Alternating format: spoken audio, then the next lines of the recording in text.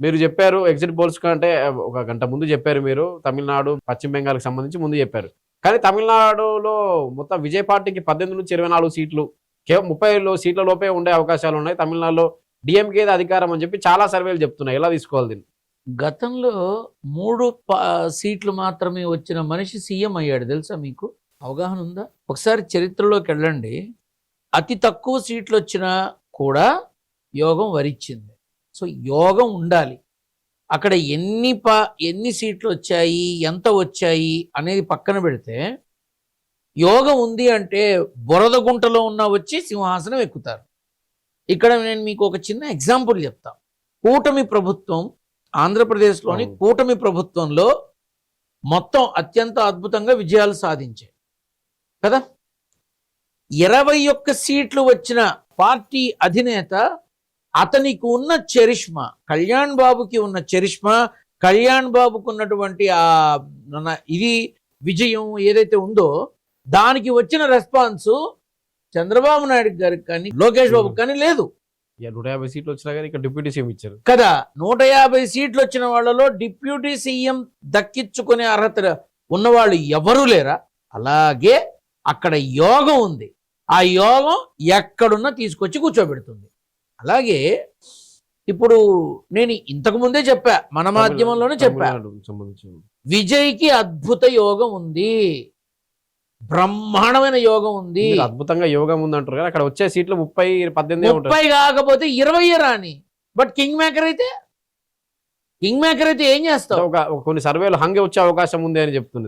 ఇప్పుడు ఇక్కడ విషయం ఏంటంటే నాన్న, హంగ్ వచ్చినా, ఇప్పుడు నేను ఎప్పుడో చెప్పా, తమిళనాడు రాష్ట్ర ముఖ్యమంత్రిగా అని విజయ్ ప్రమాణ స్వీకారం చెయ్యటం తన జీవితంలో ఖచ్చితంగా జరిగి తీరుతుంది.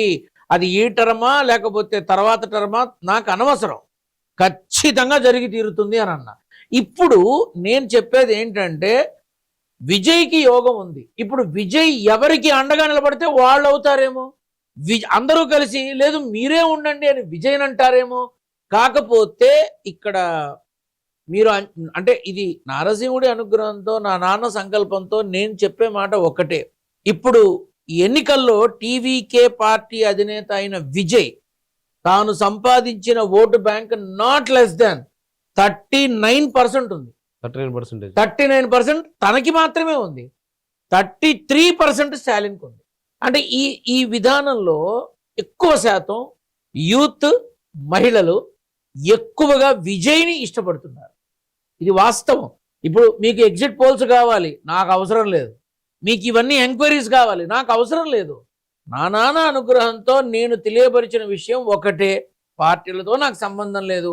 కానీ అంతటి మహానటుడైన రజనీకాంత్ కానీ, విశ్వవిఖ్యాత నటుడు కమల్ హాసన్ కానీ, అపరిమితమైనటువంటి రాజకీయం ఉన్న విజయకాంత్ కానీ, వీళ్ళు ఎవరూ చూడని పేరు ప్రఖ్యాతలు, కీర్తి ప్రతిష్టలు, అత్యంత అద్భుతమైన యోగాలు, పదవులు అన్నీ విజయ్ చూస్తాడు. ఎంజీఆర్, నేను ఆనాడే చెప్పా, ఎంజీఆర్ తర్వాత కరుణానిధి, తర్వాత జయలలిత, ఇప్పుడు విజయ్. అంతే. ఈ మధ్యలో ఎవరొచ్చినా, రేపు స్టాలిన్ కొడుకు ఉదయనిధి స్టాలిన్ వచ్చినా ఈ ప్రాభవం లేదు, ఈ ప్రాభవం రాదు. జయలలిత తర్వాత తమిళ రాజకీయాలు విజయ్ అనిశ్చితి ఉండొచ్చు అన్న డిఎంకే విజయ్ అంతే. సెకండ్ లేదు. ఇంకా అనిశ్చితి ఉందా, కొట్టుకున్నారా, తిట్టుకున్నారా, చచ్చారా, మనకు అనవసరం. అది విడిపోయింది. ఇప్పుడు రేపు శశికళ ఇంకో పార్టీతో వస్తాను అని చెప్పి అనౌన్స్మెంట్ పెట్టింది. కానీ ఎన్నికల్లో ఎందుకు రాలా? ఎన్నికల్లో ఎందుకు అంత ప్రభావం రాలా? జయలలితతో కూడా ఉండి. ఇక్కడ ఒకటి గుర్తుపెట్టుకోవాలి, జయలలితతో తిరిగింది కాబట్టి కదా వస్తుంది అనుకుంటే పప్పులో కాలేసినట్టే. పళనిస్వామి ఏమయ్యాడు? ఎందుకు ఇలా అయిపోయారు? ఎవరికి ఎందుకు ప్రభావం లేదు? ఇక్కడ గమనించాల్సింది ఏంటంటే రానున్న రోజుల్లో తమిళనాట ప్రథమ భాగం యూత్కి ఇంపార్టెన్స్ వస్తుంది. ఉద్యోగ సమస్యలు తీరతాయి, జీవనోపాధి కలుగుతుంది. ఇటువంటి వాటి మీద చాలా గట్టి యుద్ధం చేస్తాడు విజయ్, అండ్ గెలుస్తాడు కూడా, అందులో అనుమానం లేదు. ఇప్పుడు చాలా మంది కింగ్ మేకర్ అవుతాడా, కింగ్ అవుతాడా అంటే, కింగ్ మేకరు అంటే కింగ్ అయినట్టే కదా అంటున్నారు. సీఎం కాకపోయినా ఏదో రకమైన పదవి ఖచ్చితంగా వచ్చి తీరుతుంది, దాన్ని ఎవ్వరూ కాదనలేరు. కాకపోతే అప్రతిహతంగా ఈ ముగ్గురి తర్వాత ఎంజీఆర్, కరుణానిధి, జయలలిత తర్వాత అంతటి ప్రాభవం విజయ్కే ఉంది. రాసుకోండి. ఇప్పుడు నేను గతంలో చెప్పిన ఏమైనా జరగకుండా ఉన్నాయా? నారశివుడి అనుగ్రహంతో అన్ని జరుగుతాయి. నాదేముంది? మే 4నే ఫలితాలు ఉన్నాయి. మే 4నే త్రిష బర్త్డే ఉంది. బర్త్డే గిఫ్ట్ గా ఇస్తుందేమో ఎవరికి తెలుసు. త్రిషకి బర్త్డే గిఫ్ట్ విజయ్ ఇస్తాడా, లేకపోతే విజయ్కి త్రిష ఇస్తుందా? మరో ఎంజీఆర్, జయలలితని మాత్రం చూస్తారు తమిళనాడులో. ఇది పక్క. పశ్చిమ బెంగాల్ సంబంధించి మమతా దీది అన్నారు. కానీ కొన్ని సర్వేలు బీజేపీ గట్టి టఫ్ ఫైట్ ఇవ్వబోతుంది. 95 నుంచి 110 సీట్లు బీజేపీకి వస్తాయి. పశ్చిమ బెంగాల్లో 140 పైగా రావాలి మ్యాజిక్ మార్క్. జరిగిన ఈ 5 రాష్ట్రాల ఎన్నికల్లో బీజేపీ 2 రాష్ట్రాల్లో ఘంటా బజాయిస్తుంది. సర్వేలు అస్సాము గంటా బజాయిస్తుంది. ఎగ్జిట్ పోల్స్ కాదు. అస్సాము పాండిచేరి ఉందిగా. ఎగ్జిట్ పోల్స్ కాదు, గంటా బజాయిస్తుంది. ఓకే, మిగతా చోట్ల మాక్సిమం వాళ్ళ గుర్తింపుని బలంగా మార్చుకుంటారు. ప్రభుత్వం ఏర్పాటు చేయడం కష్టం, ఖచ్చితంగా కష్టం. బలంగా మార్చుకుంటారు, బలం గట్టిగా ఏర్పడుతుంది. కాకపోతే చివరి నిమిషంలో వాళ్ళు అందరినీ కలుపుకొని ప్రభుత్వ ఏర్పాటు కోసం నానా హైరానా పడతారు అందరినీ. ఇప్పుడు విజయ్ ముందే చెప్పాడు, నేను ఏ మతానికి సంబంధించిన వాడిని కాదు, ఏ కులానికి సంబంధించిన వాడిని కాదు, ఏ పార్టీతోనూ పొత్తు పెట్టుకోను, నేను ఒంటరి పోరాటం చేస్తానన్నాడు. కానీ ఇది రాజకీయం. పవన్ కళ్యాణ్ ని ఎలాగైతే నరేంద్ర మోడీ గారు కన్విన్స్ చేసి కూటమిలో తీసుకొచ్చి గెలవడానికి ఆస్కారం ఏర్పాటు చేసి దారి ఏర్చారో, ఇప్పుడు తమిళనాడులో కూడా విజయ్ని నరేంద్ర మోడీ పిలిపించి మాట్లాడి, నువ్వు రారా నాయన మా దగ్గరికి అని చెప్పి ప్రభుత్వ ఏర్పాటులో నువ్వే సీఎం రా అంటే విజయ్ ఏమన్నా పిచ్చోడా నాకు వద్దు అంటానికి?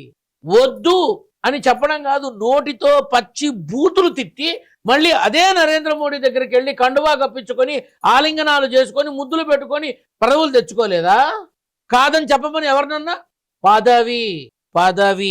పదవి కోసం రాజకీయంలో శాశ్వత శత్రువులు ఉండరు, శాశ్వత మిత్రులు ఉండరు. ఇది ఖచ్చితంగా చెప్తున్నా. కాబట్టి ఇక్కడ రేపు వచ్చే యోగం అది ఎలా వస్తుంది, ఎటువైపు నుంచి వస్తుంది అనేది ఆలోచిస్తే, ఈవీఎంలా పబ్లిక్ అని ఆలోచిస్తే పబ్లికే ప్రథమ తాంబూలం ఇస్తారు.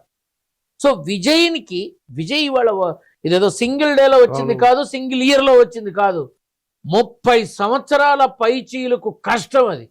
ఒక ఎంజీఆర్ లాగా, ఒక జయలలిత లాగా, ఒక రజనీకాంత్ లాగా, ఒక కమల్ హాసన్ లాగా ఒక్కడే ఎంత పోరాటం చేసి తన జీవితంలో ఈ స్థాయికి వచ్చాడు. కాబట్టి తనని ఇష్టపడేటటువంటి యూత్, మహిళలు చాలా మంది ఉన్నారు. ఇప్పుడు వాళ్ళందరి నిర్ణయం రేపు మారిపోతే ఏం చేస్తారు? కాబట్టి ఇక్కడ గమనించాల్సింది ఏంటంటే, రేపటి రోజున సోమవారం తర్వాత రాష్ట్రం అంతా విజయ్ పేరు మారుమోగిపోతుంది. ఇది పక్క.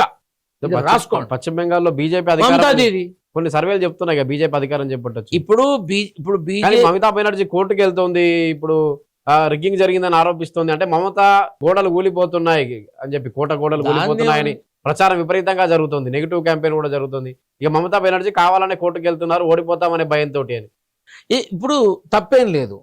ఇప్పుడు మమతా దీది అనబడే వ్యక్తిని ఎందుకు వరుస పెట్టి తననే సీఎం చేస్తున్నారు? వెస్ట్ బెంగాల్లో ఎందుకు చేస్తున్నారు? మమతా దీది స్వార్థపరురాలో, అవినీతి పరురాలో, లేకపోతే కుట్ర రాజకీయాలకు పూనుకున్న వ్యక్తి అయితే గెలిపిస్తారా? అసలు మన భారతావనిలో ఏ సీఎం ఉండని విధంగా, ఏ సీఎం తన జీవన విధానం మమతా దీదీతో పోల్చుకోగలరా? సీఎంగా ఉండి ఆ మనిషి తన జీవితాన్ని ప్రజలకి అంకితం చేసి ఏ రకమైన విధానం, వస్త్రధారణ, మాట, తీరు అన్నీ కూడా, అరే మన సీఎం సంగ దేవుడికి ఎరుక. కార్పొరేటర్ని కలవాలంటే 1-2 గంటలు వెయిట్ చేయాలి. కానీ అక్కడ అలా ఉండదు. మమతా దీదిని కలవాలి అంటే ఊర్లో ఉంటే చాలు, బయటకు వచ్చి మరీ పలకరిస్తుంది. ఆ స్థాయిలోకి వచ్చింది. వాళ్ళే వెస్ట్ బెంగాల్లో గుర్తుపెట్టుకో, జ్యోతి బసు లాంటి మహానాయకుడి తర్వాత అంతటి ప్రాభవం, అంతటి పేరు, అంతటి పాలన మమతా దీదీనే చేస్తుంది. ఖచ్చితంగా ఆమెకి యోగం ఉంది. ఇప్పుడు బీజేపీ వచ్చింది అనుకుందాం, దాన్ని ఏమంటారు, బాహాబాహి చాలా గట్టిగానే ఉంటుంది, అందులో అనుమానం లేదు. మమతా దీదీని ఓడించడానికి భాజపా అందరినీ ఏకతాటి మీదకి తీసుకొచ్చి, అందరినీ కూర్చోబెట్టి, అందరినీ బుజ్జగిచ్చి, అందరినీ కలిపి మమతా దీదీని ఓడించాల్సిందే తప్ప ఒక్క భాజపా వల్ల మాత్రం కాదు. ఇది మాత్రం రాసుకో.